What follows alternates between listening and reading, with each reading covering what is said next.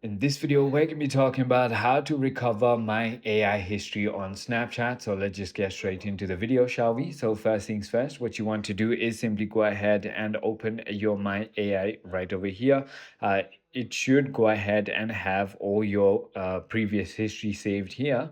If you don't have it, or if you've deleted it, for example, then you can't actually go ahead and recover it unless you just simply go ahead into your settings and then scroll all the way down until you find My Privacy and Data.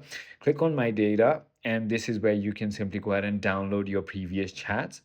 But if that is not the case and you already have it, but you just have trouble finding it all the time, all you need to do is just hold your finger on the tab or the person, the AI, and what you need to do is simply go ahead and pin this chat.